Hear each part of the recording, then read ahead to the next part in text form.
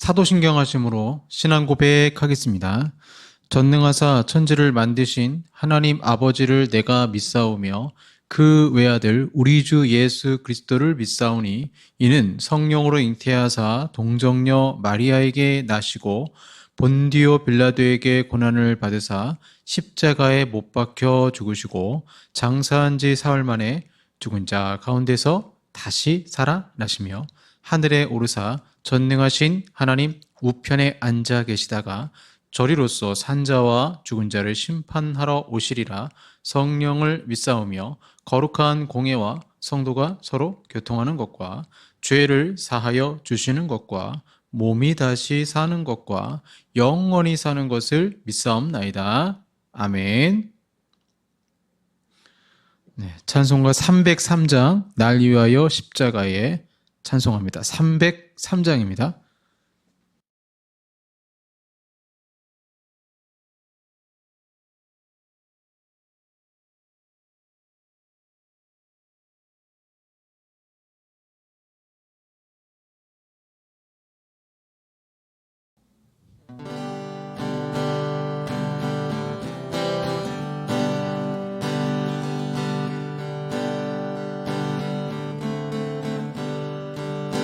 날 위하여 십자가에 중한 고통 받으사 대신 죽을 주 예수의 사랑하신 은혜여 보배로운 피를 흘려 영영 죽을 죄에서 구속함을 받은 우리 어찌 찬양할까. 예수 안에 있는 우리 한량없이 즐겁고 주 성령의 위로함이 마음속에 차도다.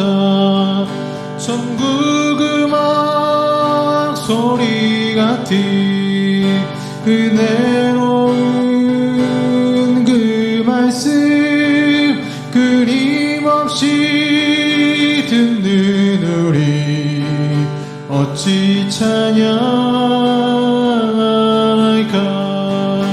이 세상의 모진 풍파 쉬지 않고 불어도 주님 안에 보호받는 우리 마음 편하다. 늘 깨어서 기도하고 저 천국을 바라며 주님만을 기다리니 어찌 찬양할까.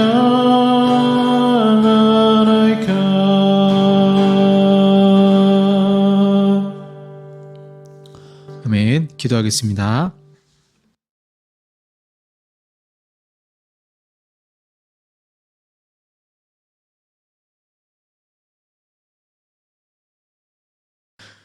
연일 추운 날씨 가운데도 지켜주신 아버지 하나님 은혜에 감사합니다. 세상은 참 악하여서 우리 믿는 사람들을 공격하고 또 예수 믿는 사람들을 비방하지만 오직 우리의 변호인 되시고 우리의 중재자 되신 예수 그리스도를 바라보며 억울하고 힘들 때도 있지만 주님이 위로하시고 우리 인생을 인도하심을 아버지 하나님 믿습니다. 사랑의 하나님이시기에 가장 좋은 길로 우리의 걸음걸음을 인도하시는 아버지 하나님, 우리의 목자가 되셔서 우리가 때로는 광야와 사막을 지날 때도 있지만 오아시스로 인도하시고 쉴만한 물가로 인도하시는 아버지 하나님 감사드립니다. 그러나 양이 제멋대로 행동하는 것처럼 목자가 있음에도 불구하고 내가 내 인생의 목자인 것처럼 살았던 우리의 죄를 회개합니다. 우리의 심령을 새롭게 해주시고 이 시간 예배 드릴 때에 주님 오직 주님만이 나의 목자이십니다. 주님만이 나의 인도자이십니다. 나의 주님이십니다. 라고 고백하며 찬송하고 기도하고 예배드리는 이 시간이 되게 하여 주시옵소서. 우리 특별히 성도들 가운데 아픈 분들 있습니다. 감기로 고생하시고 또 여러 가지 지병으로 또 암으로 하나님 다 기억하셔서 치유하시고 말씀을 듣는 가운데 치유하시고 복음의 능력이 이 시간 함께하여 주시옵소서. 이 모든 말씀 우리 주 예수 그리스도의 이름으로 기도하옵나이다. 아멘. 네, 성경 말씀 로마서 1장 16절에서 17절까지 말씀입니다. 로마서 1장 16절에서 17절까지 말씀입니다. 신약성경 239쪽이 되겠습니다. 로마서 1장 16절에서 17절까지 말씀입니다. 봉독하겠습니다. 내가 복음을 부끄러워하지 아니하노니 이 복음은 모든 믿는 자에게 구원을 주시는 하나님의 능력이 됨이라. 먼저는 유대인에게요 그리고 헬라인에게로다. 복음에는 하나님의 의가 나타나서 믿음으로 믿음에 이르게 하나니 기록된 바 오직 의인은 믿음으로 말미암아 살리라 함과 같으니라. 아멘. 네, 오늘 하나님의 의라는 제목으로 말씀 나누도록 하겠습니다. 우리가 아무리 성경을 30독을 하고 50독을 해도 단순히 읽는 것과 성경을 연구해서 읽는 것은 우리 뇌에 파지되는 효과가 다를 수밖에 없습니다. 제가 책을 읽다가 기억나는 부분이 있으면 형광펜 또 하이라이트 표시를 하고 나중에 필요할 때 다시 읽게 되는데요. 그렇게 몇 번을 보고 연구를 하면 기억에 오래 남습니다. 그래서 말씀 묵상 큐티를 하면 한 단락의 성경을 더 깊게 보고 또 말씀 묵상한 내용을 가지고 기도를 하기 때문에 더 오래 기억되는 것이죠. 저는 이것이 설교자가 누리는 은혜라고 생각합니다. 긴 성경 구절이 아니라 짧게 한두 구절을 묵상하고 연구할 때 하나님 주시는 은혜가 있습니다. 그리고 그 한 구절을 통해서 또한 교회 역사를 떠오르게 하시고 이 한 구절을 어떻게 해석하냐에 따라서 신앙의 모습도 다를 수 있겠구나라는 생각을 하게 됩니다. 그런 가장 대표적인 본문이 오늘 17절 말씀이죠. 17절 말씀 보시면 복음에는 하나님의 의가 나타나서 믿음으로 믿음에 이르게 하나니 기록된 바 오직 의인은 믿음으로 말미암아 살리라 함과 같으니라. 여기 보시면 오직 의인은 믿음으로 말미암아 살리라 한다라고 했을 때 교회 역사에서 17절 말씀 이제 하나님의 의냐 아니면 믿음으로 믿음에 이르게 한다라고 했는데 오직 의인은 믿음으로 말미암아 살리라 했을 때 그 의인의 믿음이냐 어느 것을 강조하느냐에 따라서 신학이 나뉘고 신앙의 색깔이 달라지는 것이죠. 그러니까 하나님의 의가 무엇인가? 그리고 의인의 믿음은 무엇인가? 하나님의 의가 중요한 것인가? 아니면 의인의 믿음이 더 중요한 것인가? 이런 교회 역사에서 어느 한편을 강조한 결과가 무엇이고 오늘날 우리는 이 말씀을 어떻게 건강하게 해석할지도 좀 살펴보도록 하겠습니다. 로마서의 주제는 복음이라고 말씀드렸죠. 로마 사람들에게 복음은 황제가 베푸는 기쁜 소식이 로마인들에게 복음이었지만 진짜 복된 소식은 왕이신 예수님이 우리를 위해서 십자가 지시고 영적인 많은 은사들을 주신 것이죠. 구원을 주신 것입니다. 로마서에서 제일 많이 사용되는 단어가 하나님이라는 단어입니다. 총 153번이나 나와요. 헬라어 원문을 가지고 분석해 볼 때 46단어마다 한 번씩 하나님이란 이름이 사용된 것입니다. 이것은 성경 66권 중에 다른 어떤 성경에도 그 예를 찾아볼 수 없는 높은 빈도입니다.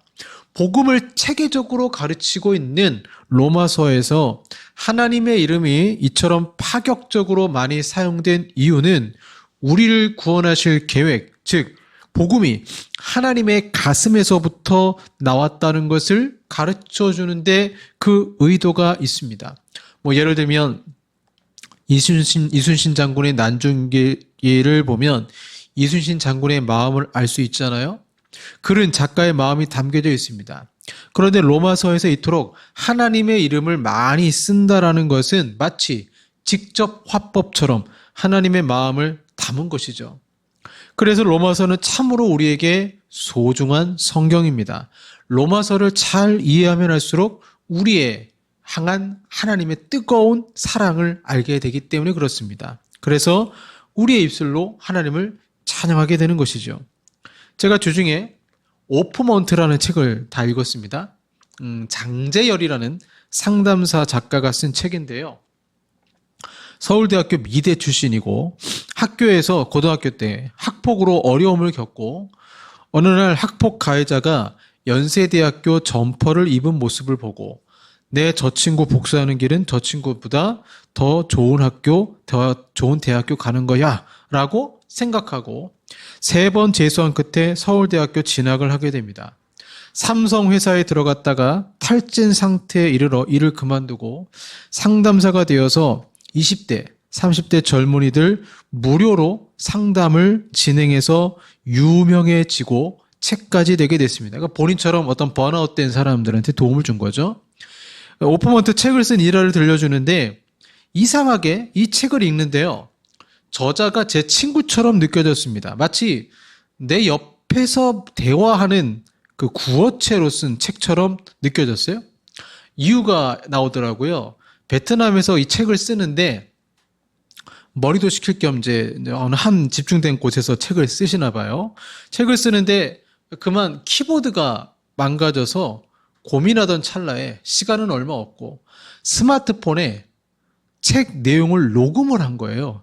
그리고 그게 글이 되다 보니까 진짜 직접 화법의 효과가 있었던 것입니다. 로마서가 그렇습니다. 직접 화법의 효과가 있습니다. 바울의 직접 화법, 또 하나님의 직접 화법 효과가 있습니다. 그래서 저는 이 하나님의 의라는 것은 하나님의 심장이요, 그리고 우리를 사랑하신 그 하나님의 놀라운 은혜라고 생각을 합니다.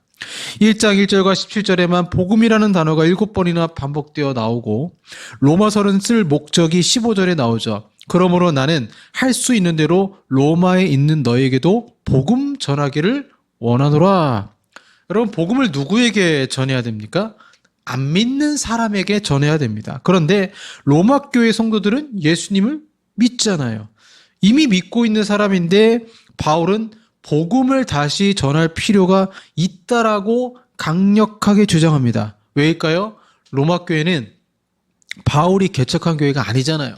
사도행전 2장 오순절 성령 강림 때 로마로부터 온 유대인들이 성령 세례를 받고 예수님을 믿게 되었고 로마로 돌아와 복음을 전한 것입니다. 그러니 로마 교회 성도들은 아직 깊은 수준의 복음을 듣지 못했던 거예요. 그것을 알고 있었던 바울은 더 깊은 하나님의 복음의 비밀을 알려주기 위해서 다시 복음을 들어야 된다라는 의미로 로마에 가고자 했던 것입니다. 하나님의 말씀을 이미 알고 있다고 생각하면 큰 오산이죠. 바울은 로마 교회 성도들이 이미 알고 있으니까 단순히 가서 인사하고 선교 헌금 받아야 되겠다, 이런 목적으로 가는 것이 아니라 본인이 알고 있는 하나님이 주신 놀라운 말씀을 나누고자 했던 것입니다. 바울은 로마 교회 성도들을 칭찬해요. 8절 보시면 너희 믿음이 온 세상에 전파되었다라고 말하고 이미 믿음도 좋고 신앙의 열정도 이들이 있었죠. 10절을 보시면 어떠하든지 이제 하나님의 뜻 안에서 너에게로 나아갈 좋은 길 얻기를 원하노라.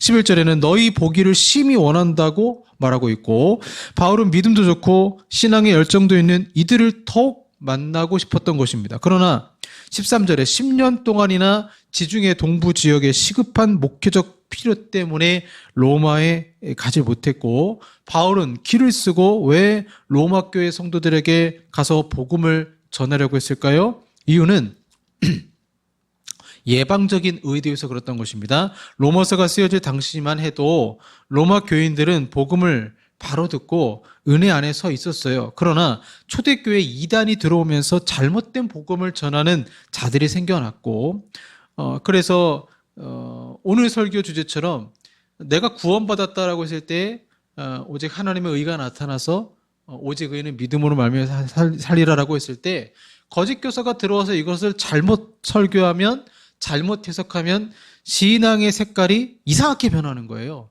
그러니까 우리도 마찬가지입니다. 복음을 제대로 이해해야 바른 신앙이 될 수 있거든요. 그럼 복음을 제대로 이해한다는 게 뭐냐? 1장 17절을 바르게 해석하는 것입니다. 로마서 1장 17절 말씀을 바르게 해석하고 적용하는 것이죠. 자, 복음에는 하나님의 의가 나타난다고 했는데 하나님의 의가 무엇입니까? 우리는 이 하나님의 의를 하나님과 바른 관계를 맺을 수 있게 해주는 것입니다. 자, 사실 하나님 앞에 설 수 있는 사람은 의인이에요. 근데 여러분, 이 세상에 의인이 있을까요? 없어요. 죄인은 하나님 앞에서 죽을 수밖에 없습니다. 하나님은 절대로 죄인과 함께 하실 수 없어요. 우리는 예외 없이 모두 죄인이고 하나님 앞에 서면 죽을 수밖에 없는 존재입니다. 그러나 예수 그리스도를 믿으면 죄인임에도 불구하고 하나님 앞에 설 수 있게 됩니다. 왜? 하나님과 우리의 관계가 회복되었기 때문입니다. 이것을 신학적 용어로 이신칭의라고 합니다. 이 믿을 신, 일컬을 칭, 의로울 의, 즉 믿음으로써 의롭다 칭함을 받은 것입니다. 우리는 죄인이지만 예수 그리스도를 믿을 때 하나님께서 우리를 의롭다고 인정해 주심으로 하나님 앞에 바로 설 수 있게 된 거예요. 예수 그리스도를 믿을 때 여기에 나의 믿음이 중요한 게 아니고 예수 그리스도 때문에 내가 죄 용서를 받았습니다라는 사실을 믿을 때 하나님께서 우리를 의롭다고 인정해 주시는 것이죠. 로마서의 주제인 이신칭의를 이해하지 못하면 로마서를 이해할 수 없고 성경을 제대로 이해할 수 없으며 복음이 자랑이 되고 기쁨이 되기는커녕 오히려 자기의 욕심을 채우기 위한 수단과 방법으로 전락해버리고 맙니다. 그래서 이신칭의를 깨닫는 것이 대단히 중요하죠. 우리가 믿음으로 말미암아 의롭다 칭함받는 것이 무엇인지 정확하게 인식하기 위해서는 결국에는 나라는 인간 존재에 대한 인식이 먼저 선행이 돼야 됩니다. 내가 누구인가부터 생각해 봐야 되는 거죠.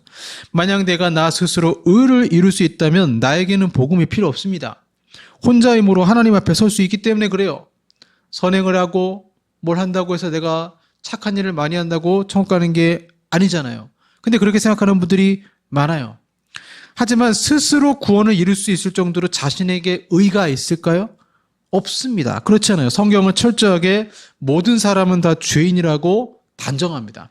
의인은 없나니 한 사람도 없다라고 말씀하고 있죠.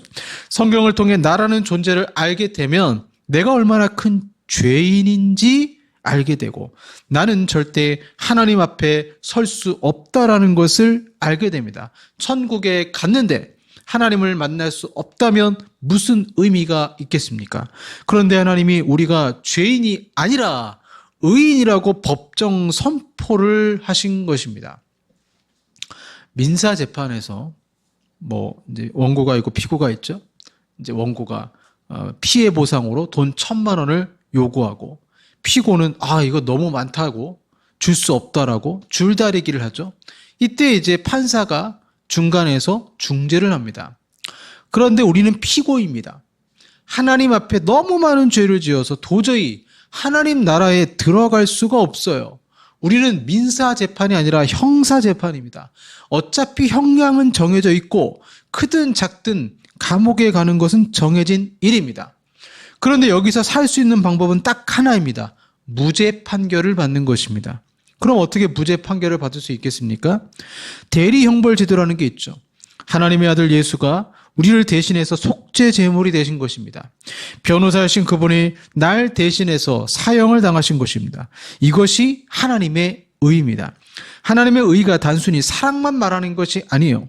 하나님의 거룩하신 성품이 전혀 손상이 없으시면서도, 즉 공의를 이루시면서도 당신의 사랑을 동시에 보여 주셨습니다. 그것이 자기 희생의 의, 예수 그리스도의 의예요. 그래서 이 하나님의 의가 기독교 교리의 기초가 되는 것입니다. 6월절을 예를 들까요? 이스라엘 백성들을 출애굽하기 전날 하나님께서 사람이든 짐승이든 애굽 땅에 있는 모든 처음 난 것을 죽이기로 하셨어요. 무서운 재앙이죠. 하지만 이스라엘 백성들에게는 너희가 양을 잡아 그 피를 문설주와 임방에 바르라. 그러면 내가 그 피를 보고 그 집을 뛰어 넘어갈 것이다. 어린 양의 피를 보면 그 죽음의 사자가 패스오버 넘어갔습니다. 그래서 지키는 절기가 6월절입니다. 이것이 구약 제사의 모형이 됩니다. 그래서 이제 이스라엘 백성들의 죄를 지을 때마다 하나님은 양의 피를 문설주에 바르는 것처럼 너가 죽어야 되지만 내가 짐승에게 안수기도 하고 죄의 전가 기도하고 그 짐승을 이제 제물을 가지고 온 사람이 잡고 피를 제사장에게 가져가면 이제 제사장이 그것을 번제단에 뿌리고 또는 대속죄일에는 지성소로 들어가서 속죄소에 피를 뿌렸어요. 그러면 그 피를 보고 죽음의 사자가 패스오버한 것처럼 하나님의 심판이 패스오버 넘어가 버린 것입니다. 그래서 이렇게 넘어가던 제사를 매일 해야 되고 매년 해야 되니까 온전할 수가 없는 거예요. 짐승이 어떻게 온전해요? 그것을 집전하는 제사장들도 온전할 수가 없어요. 제사장도 완벽하고 제물도 완벽해야 돼요. 그러려면 하나님은 너무나 우리를 사랑하시기 때문에 이를 위해서 새 언약을 주셨는데 그것이 뭐냐? 우리를 대신할 제물이 되시기 위해서 하나님의 아들이 인간이 되신 것이고 그래서 본인이 제물이 되시고 또한 본인은 하나님이시기 때문에 제사장이잖아요. 영원한 대제사장으로서 당신이 제물 되시고 당신이 대제사장이 되셔서 피를 흘려서 우리가 받아야 될 심판을 패스오버 시킨 것입니다. 주님이 피를 머리에 가시관 면류관 쓰시고 피를 흘리셨습니다. 그래서 내가 머리로 지은 모든 죄가 그 피에 의해서 패스오버되고 주님의 손에 피를 흘리심으로 내가 손으로 지은 죄가 패스오버되고 주님의 발이 그래서 모든 부분마다 주의 피가 흐름으로 우리의 모든 몸이 죄 지은 것들이 예수님의 의 때문에 패스오버된 거예요. 그런데 오늘 본문에 보시면 이렇게 귀한 복음을 잘못 해석해서 교회가 그동안 2000년의 역사 동안 수많은 교파로 나뉘어졌어요. 교권 다툼이라는 것을 제껴놓고 이 교리적인 부분만 보시면 이거 간단하게 설명할 수가 있습니다. 자, 믿음으로 구원을 얻는다라는 복음의 요체가 있습니다. 우리가 이걸 하나님의 의라고 생각하시면 돼요. 내가 하나님의 의로 구원받았어. 믿음으로. 내가 하나님의 의를 믿음으로. 자, 그러므로 우리는 어떻게 됩니까? 이제 거룩하게 살아야죠. 이걸 성화라고 합니다. 자, 그래서 믿음으로 구원받는다는 것과 그 다음에 성화, 이 의무를 떼어놓으면 기형적인 기독교가 됩니다. 기독교 초기에 어거스틴 같은 위대한 교부가 믿음으로 말미암아 구원을 얻고 그 다음 우리는 거룩하게 살아야 됩니다. 아주 잘 설명했어요. 그래서 성경대로 가르쳤어요. 그런데 시간이 흐르면서 거룩하게 살아야 한다라는 면만 강조하는 사람들이 나타났어요. 펠라기우스라는 이단입니다. 그래서 이 사람들이 복음의 본질에서 멀어져서 인간은 원죄가 없고 나는 원죄가 없고 그거 아담의 죄는 아담의 죄고 내 죄는 내 죄 따로고 내가 거룩하게 살면 나는 천국 간다 이렇게 얘기를 한 거예요. 그래서 그 결과가 선행이 없으면 구원받을 수 없으므로 선행을 하지 못했다면 나중에 면죄부를 돈을 내고 살면 그 돈으로 하나님의 예배당을 지는 일에 참여함으로 구원을 얻을 수 있다는 행위 구원을 종교 그 중세 시대 때 교회가 부패하면서 그렇게 된 거죠. 그런 상황에서 마틴 루터가 본문 17절 의인은 믿음으로 말미암아 살리라는 말씀에 근거해서 종교 개혁이 일어났고 카톨릭의 이 잘못된 시계추, 이 행함이라는 쪽으로 끝까지 가져다 놓은 것을 루터가 믿음으로 가져온 거예요. 어떻게 인간의 행함으로 구원받냐? 이 1장 10절 말씀 봐라. 우리가 믿음으로 구원받는 것이다. 그렇게 해서 또 너무 또 루터가 한쪽으로 믿음을 너무 강조하다 보니까 야고보서처럼 행함이 없는 믿음은 죽은 믿음이라고 했잖아요. 그래서 성화의 부분에 대해서 너무 약한 거예요. 그래서 루터의 이후에 이제 칼빈이라는 장로교의 핵심 교리를 만드신 아주 위대한 분입니다. 믿음과 성화를 동시에 강조했습니다. 그래서 칼빈이 예정론을 얘기한 거예요. 왜 예정론을 얘기했냐면 우리는 만세 전부터 구원받았고 이미 만세 전부터 나를 예정하시고 택하셨다. 왜 이걸 얘기했냐면 야, 너 구원받은 거 하나님이 태초부터 계획하신 거 얼마나 감사해요. 얼마나 은혜가 있어요. 그 감사해서 우리가 거룩한 삶을 살아야 됩니다라고 해석하기 위해서 그렇게 예정론을 얘기했는데 하지만 칼빈이 죽고 난 다음에 항상 문제는 주의자들이에요. 주의자들. 칼빈 주의자들이 이 예정론을 극단화시켰습니다. 그래서 어떻게 해석했냐면 하나님께서 애당초부터 구원받을 사람과 구원받지 못할 사람을 구별해 놓으셨다면 내가 열심히 하든 안 하든 어차피 선택받은 사람은 구원받는 거고 선택받지 못한 사람은 구원받지 못한 거니까 구태여 열심히 신앙생활할 필요가 있을까? 특히 선교와 전도의 부분에서 하나님이 택하신 자가 있으면 어떻게든 구원받을 텐데 내가 전도할 필요가 있을까라는 기형적 어떤 잘못된 기독교가 된 것이죠. 그 일을 보고 신앙생활의 열정이 사라져버리고 영적으로 나태해지니까 웨슬리 이제 감리교가 상대적으로 행함을 강조했습니다. 인간의 거룩한 삶이 수반되지 않는 믿음은 믿음이 아니라고 가르쳤어요. 그런데 감리교가 행함을 강조하다 보니까 인간의 의지, 인간의 결단이 부각되니까 성령 하나님의 공간이 없어지는 거예요. 그래서 성결교와 침례교가 성령님의 역할을 강조했습니다. 행함을 강조하되 성령님의 도움이 없이는 안 된다는 거예요. 그러나 또 성경을 강조하다 보니까 인간의 책임이 실종되어 버려요. 왜? 내가 잘못을 되풀이하는 것은 성령님이 나에게 아직 은혜를 주시지 않았기 때문이야. 그래서 미국의 침례교 일각에서는 성령님을 강조하느라 성경을 또 소홀히 여기는 거예요. 성령님께서 내게 직접 말씀하셨어 라고 자기 경험을 내세우다 보니까 성경 말씀이 상대적으로 덜 중요하게 되고 직통계시를 얘기하는 이단이 그래서 침례교, 성결교에서 많이 나오는 것입니다. 신앙은 반드시 세 가지를 함께 지니고 있어야 되죠. 지정의, 하나님을 지적으로 아는 것이고 그 다음에 이걸 뭡니까? 말씀에 대한 바른 깨우침, 바른 인식이죠. 정은 감정으로 하나님을 자신께 드리는 것, 즉 주님을 사랑하는 것입니다. 의는 나의 의지로 복음을 생활화하는 것입니다. 교파 분열이 왜 생깁니까? 2000년 동안 시기적으로 볼 때 이쪽을 강조하면 상대적으로 저쪽을 이야기하는 교파가 나오고 저쪽이 강조되면 또 이쪽을 보완하기 위해서 또 다른 교파가 생긴 거예요. 내가 믿음으로 구원받았고 그러므로 거룩하게 살아야 된다는 것이 함께 있으면 이것이 정통이에요. 그런데 사람들이 이 둘을 떼어놓고 믿음만 강조하고 성화는 강조하지 않다 보니까 교파가 또 반대로다 보니까 교파가 자꾸 분열되었던 것입니다. 지금 우리가 어떤 교파에 속했느냐가 중요한 것이 아니에요.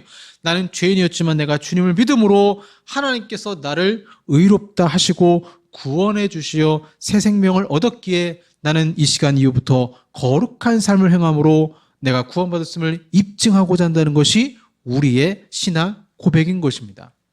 예수님께서 요한복음 14장 21절에 나의 계명을 지키는 자라야 나를 사랑하는 자니라고 말씀하고 있습니다. 사랑하는 자, 믿는 자 똑같다라는 말이죠. 즉 주님의 계명을 지키는 사람이야 주님을 믿는 사람이라는 것입니다. 그리고 예수님께서 계속해서 말씀하실 때 나를 사랑하는 자는 내 아버지께 사랑을 받을 것이요 나도 그를 사랑하되 그에게 나를 나타내라 말씀하시죠. 우리가 말씀대로 하지 않으면 우리의 믿음이 참된 믿음일 수가 없어요. 믿음과 행함은 동면의 양면처럼 똑같은 것입니다. 믿기 때문에 행해야 되고 행함으로 믿음을 입증해야 되는 것입니다. 여기서 중요한 게 기초가 되는 것이 하나님의 의라는 것입니다. 공의와 사랑을 동시에 나타난 그리스도의 사랑, 이렇게 예를 들 수 있죠. 야, 이순신 장군이 적은 거북선으로 왜군을 물리쳤대. 그러면 아이들이 이순신 장군을 영웅으로 생각하죠. 왜? 역사적 팩트, 사실이기 때문에 그렇습니다. 역사적 사실이 아니면 이순신 장군의 수많은 전투의 승리는 거짓말이 되고 우리는 여전히 일본의 압제하에 살게 될 것입니다. 내가 무엇을 믿을 때 나의 믿음이 중요한 게 아니에요. 내가 믿든 안 믿든 하나님의 의, 이 내용이 진실이고 진리여야 합니다. 이 하나님의 의가 진리이고 진실일 때 그 내용을 믿으면 그때는 내가 이런 것까지 믿어? 나 대단하지 않아? 이렇게 자랑하는 것이 아니라 와, 하나님의 사랑 대단하네. 나 같은 죄인을 이렇게까지 사랑하시다니 이것이 믿음입니다. 자신이 예수님을 믿게 되어서 나를 자랑하는 것이 아니라 바울은 16절에서 이것이 하나님의 능력이라고 이를 부끄러워하지 않는다라고 말하는 거예요. 그래서 1순위가 하나님의 의가 되는 것이고 2순위가 하나님의 의로 인해서 믿음까지도 선물을 주신 나의 믿음이 2순위가 되는 거예요. 다시요. 1순위가 하나님의 의가 되는 것이고 2순위가 나의 믿음이 되는 거예요. 하나님의 의는 곧 하나님의 구원을 말합니다. 죄인을 의인으로 불러주신다는 거예요. 이 신청이 믿음으로 의롭게 된 것입니다. 예수님께서 십자가에 달리실 때 우리 죄가 적혀있는 법조문 율법과 그 율법이 정죄하는 그 율법이 같이 못을 바뀌었습니다. 놀라운 자리바꿈으로 예수님은 우리의 죄를 뒤집어 쓰셨고 우리는 예수님의 값진 의를 받게 되었습니다. 무죄 판결 받았어요. 구원받았다는 것은 다른 말로 하나님이 나를 의롭게 보신다는 것입니다. 내가 의로워서 의롭게 보시는 것이 아니라 예수님 때문에 우리를 의롭게 보신다는 것입니다. 어떻게 구원받았습니까? 바울은 오직 의인은 믿음으로 살리라. 믿음으로만 구원을 받을 수 있습니다. 무엇을 믿는 걸 말하는 걸까요? 여기에 진짜 신앙과 가짜 신앙이 있는 거예요. 교회 안에도 얼마든지 회심하지 않은 신앙인의 불신앙 같은 성도들이 있을 수 있습니다. 그런 영혼을 우리가 비난할 것이 아니라 우리는 그들이 예수 만나기를 중보 기도해야 되겠죠. 진짜 신앙과 가짜 신앙을 구별하는 방법이 뭘까요? 간단해요. 지금 그 사람은 무엇을 믿는가인 거예요. 바울은 이것을 확인하기 위해서 로마 교회로 가는 것입니다. 저 로마가 어떤 곳입니까? 술과 향락과 그런 타락한 문화가 있는 곳이에요. 진짜 예수님 믿는다고 하는데 그렇게 사는 이들이 있다라면 진짜 복음 믿는 거 맞아? 확인하기 위해서 가는 것입니다. 이 복음을 시작도 믿고 마지막을 믿을 때 진짜 구원받은 백성인 거예요. 그런데 이 복음은 하나님의 능력이기 때문에 믿는 자는 영혼뿐 아니라 육신까지도 풍요로운 삶을 살게 되는 것입니다. 하나님 말씀하시는 의는 결코 간단한 개념은 아닙니다. 하나님은 이 세상을 선하게 창조하셨고 아담 범죄 이후 죄가 이 세상에 들어오면서 폴루션 모든 것이 오염되고 말았습니다. 하나님은 이 세상을 회복시키기 위해서 성령의 재창조 사역을 하시는 거예요. 어떻게 하실까요? 구약의 남은 자를 두시고 메시아를 기다리게 하십니다. 메시아가 이 땅에 왔고 예수님이 오셔서 우리를 위해서 십자가 지시고 부활하셨어요. 이 부활의 능력이 이제 예수님 믿는 자들에게 나타나게 됩니다. 즉 성령님이 내 안에 오셔서 내가 재창조되는 거예요. 타락한 세상을 바꿀 하나님의 일꾼으로 만들어 주십니다. 그러기 위해서는 너는 하나님의 자녀라는 믿음의 선포, 하나님의 의롭다라는 선포, 이 법정 선포 1장 17절에 선포가 있어야 됩니다. 이것이 구원입니다. 죽어서 가는 천국을 바울이 말하는 것이 아니라 복음의 능력으로 예수의 이름으로 내가 만물을 새롭게 하는 성령 충만한 사람으로 변화되었다는 것입니다. 그런데 로마교회 성도들 가운데는 13절 말씀 보시면 너희 중에서도 다른 이방인 중에서 같이 열매를 맺게 하려 함이로되 이렇게 말하고 있잖아요. 그 말은 열매가 미비하다는 것입니다. 개척한 교회가 아니에요. 바울이 개척한 교회가 아니고 믿으면 좋다라고 소문은 들었지만 그 열매를 직접 확인하기 위해서 가는 것입니다. 마찬가지입니다. 주님은 우리에게도 열매를 확인하십니다. 하나님의 의, 그 내용에 우리는 감탄하여 믿게 됩니다. 그리고 그 사랑에 감사하여 우리가 믿을 때 그 믿음마저도 나의 자랑이 아니라 주님을 자랑하게 됩니다. 여러분 보십시오. 복음은 능력이 있습니다. 어떤 능력? 나 같은 사람도 변화시킵니다. 이게 자랑이에요. 하나님은 나 같은 사람도 변화시킵니다. 여기서 강조점은 나의 능력, 나의 믿음이 아니라 복음의 능력인 것입니다. 사랑하는 여러분, 이 하나님의 의를 경험하시고 그동안 기독교가 분파된 그 두 가지 내용, 하나님의 의냐, 나의 믿음이냐를 분리해서 생각하는 것이 아니라 어느 것을 강조하느냐에 따라 신앙의 색깔이 달라진다고 했습니다. 정답은 이거죠. 하나님의 의를 바탕으로 성화되어져 가는 나를 당연한 것으로 여기며 복음의 능력을 체험하시는 저 여러분 되게 소망합니다. 내가 잘나서 내가 믿음이 좋아서가 아니라 하나님의 의가 밑바탕이 되어지고 그 가운데 은혜와 감사로 성화되어져 가는 나, 이 두 가지를 절대로 놓쳐서는 안 됩니다. 예, 하나님의 의를 꼭 기억하시길 바랍니다. 기도하겠습니다. 주님, 우리에게 법정에서 무죄 선포하시기 위해서 당신의 아들을 제물 삼으시고 예수님은 기꺼이 순종하시고 우리를 대신해서 형벌을 받으시고 십자가에 피 흘리시고 우리를 위해서 부활하신 예수 그리스도 그 사랑, 아버지의 사랑, 그것이 하나님의 의가 아니겠습니까?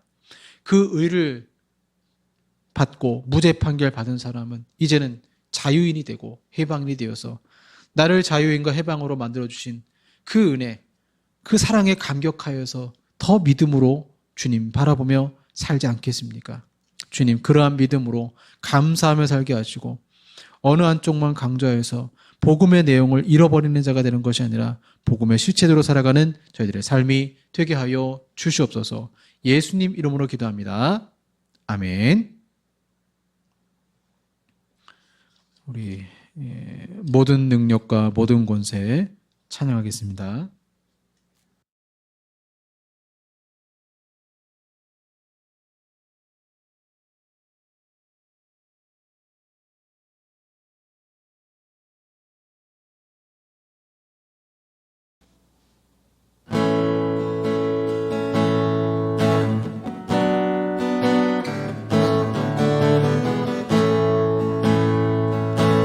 모든 능력과 모든 권세 모든 것 위에 뛰어나신 주님, 세상이 증량할 수 없는 지혜로 모든 만물 창조하셨네. 모든 나라와 모든 고좌 이 세상 모든 경이로움보다 이 세상 모든 값진 보물보다 더욱 귀하신 나의 주님, 십자가 고통당하사 버림받고 외면당하셨네. 짓밟힌 장미꽃처럼 나를 위해 죽으셨네. 나의 주 십자가 고통당하사 버림받고 외면당하셨네. 짓밟힌 장미꽃처럼 나를 위해 죽으셨네. 나의 주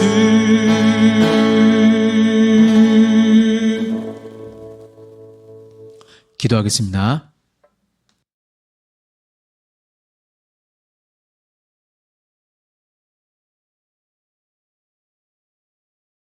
그리스도의 의가 아니면 어찌 우리가 하나님 앞에 설 수 있겠습니까?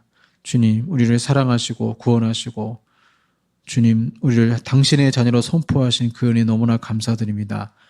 그 은혜에 감격하여 11조로 구제 선교 감사로 영광 돌려오니 또 우리의 삶을 드리고 기도로 드려오니 하나님 붙들어 주시고 우리의 예물을 받아주시고 우리의 삶을 받아주시고 한 주간도 살아갈 때 주님의 복음을, 그 능력을 정말 하루하루 살아가면서 경험할 수 있도록 도와주시고 그 복음의 능력 가운데 치유의 능력도 경험케 하셔서 아픈 분들이 치유되어지고 마음이 상한 자들이 회복되어지는 은혜의 역사가 있게 하여 주시옵소서.